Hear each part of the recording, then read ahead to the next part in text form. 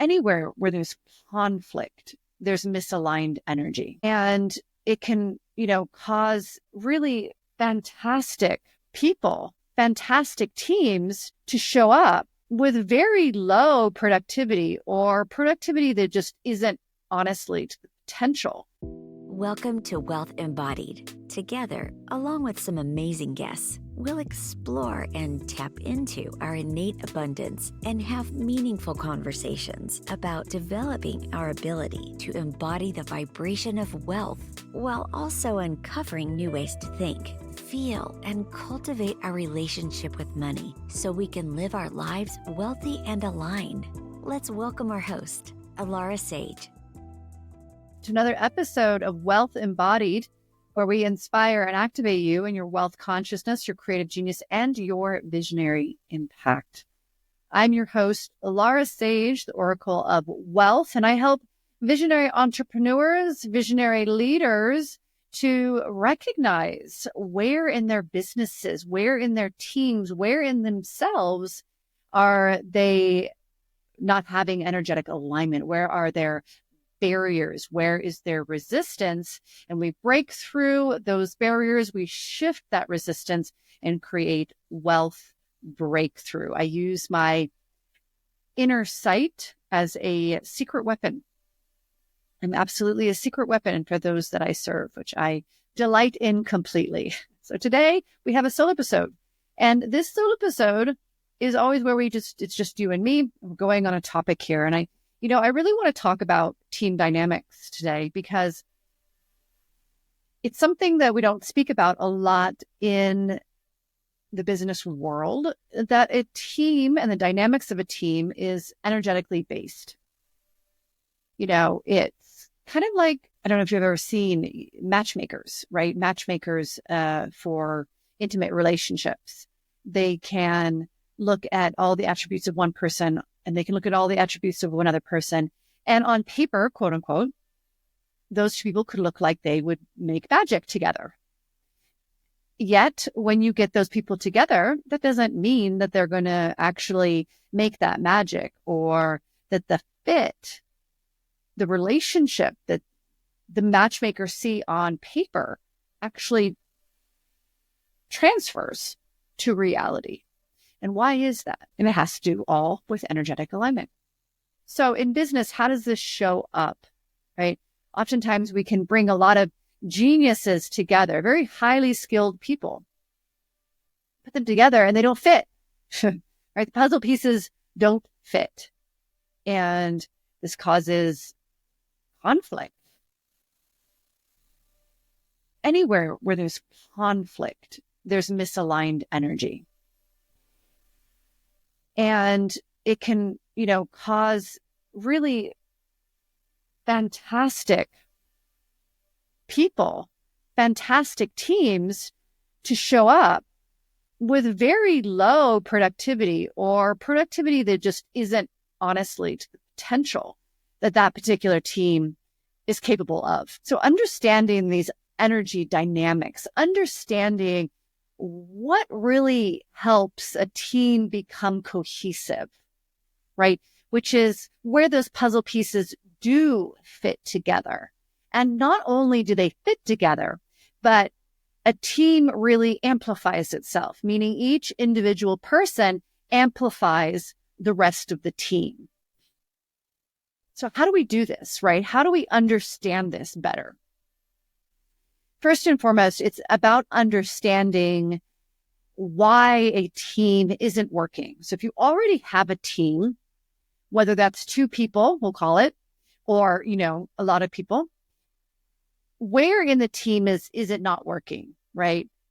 What individuals are perhaps bringing in that resistance? What individuals are kind of bringing in that wrench into the moving parts of the business? And that question in and of itself requires a great deal of contemplation, because sometimes we can think it's a particular individual, but actually that's not the individual that's creating the initial resistance and misalignment. So if you're having this issue, you really want to spend time on this question. not simply have a knee-jerk reaction to, oh, it's always this person, because they're always the one that seemingly is causing the conflict. Because in truth, they could be reacting to something that's going on at a deeper level. So you really want to take some time with this question and ask, who is the person and who are the people who are bringing this misalignment into the team? And then you want to understand, what is that misalignment, right? Is that where they just fundamentally aren't a fit for the rest of the team? Because that's true. That can be true. Ultimately, it's not a fundamental truth. Fundamentally, I believe that when we're all really in our genius, we can really work quite high level with other geniuses. But that's a very high level of self-awareness and self-mastery. So for the majority of people and the majority of teams, not every team is going to be a fit for everybody. I talk about this with football, right? Because you can see like star players move from one team to the next and not show up the same way as they did for the previous team, right? Because the team dynamics is different. So is it just simply not a good fit? That's a great question to ask. Another question to ask is, are they not aligned to the core values that hopefully the rest of the team is, or, the business is really rooted in those team values? A subset of that question would be, are those values clear? Is the mission of the business in absolute clarity? And that always comes from the leader, right? You as the leader of the team, understanding, are you making that clear within your team? It's really about that bulletin board, that target, but not bulletin board, that dartboard, right? The bullet, the target. If everybody knows what that target is, everybody can, point their arrows, point their darts to that target. But if there's more than one target, or the target kind of moves, right? Then maybe some people are pointing over here and other people are pointing there. And you have a lot of lack of cohesion from that. So first and foremost, being really certain that that clarity of the business's primary mission, primary purpose is clear, and those values are clear so that everybody can align to those values. And then if that is a yes, and you can absolutely stand behind that's absolutely yes, then, the question is, then do those particular individuals align to those values? And if not, why? And that's really a conversation to have with those individuals. Do they not feel like they can align to those values? Are they somewhere in and of themselves on a subconscious level blocking those values? There's a lot that can go on there, but those are great questions to ask yourself. And, there can be a lot of deeper questions as well, because energetics can go very deep into our subconscious mind. People can be projecting into a team, their own trauma, their own self-doubt, their own fears. And so, the third question would be to be asking yourself, is that person bringing their own personal issues into the team and projecting that into the team, projecting that perhaps most likely onto the other members as well, right? And if so, how can you address that? So these are very clear questions that you can start to contemplate. And, all of them have a great depth that can be taken to, and really a lot of resolution that can occur through this process of identifying where the misalignment is and really what that misalignment is pointing to. Because the great thing about energy, and even misaligned energy, is it's always an opportunity, right? So where there's conflict, there's an opportunity. Where there's friction, there's an opportunity. Where there's low productivity, a lack of cohesion, there's an opportunity. And as a leader, it's about understanding, how do you make it an opportunity, right? How do you bring this challenge, this deficiency, this lack of flow and cohesion from your team? How do you turn that into an opportunity of actually taking your team deeper and further, connecting them even more cohesively together so that they are amplifying their geniuses? That's what the opportunity is to take the team to a next level. The last thing that wants to come through is understanding that a lot of times this can happen. This happens in intimate relationships. This can even happen in friendships. It can absolutely happen in family dynamics, and most definitely in team dynamics, that as the business is going through a growth, so if you are scaling or if you are shifting something quite intense within the business, the team is going to have to step up as well. Okay. Anytime the business expands, everybody has to step up. Everybody has to expand to some degree.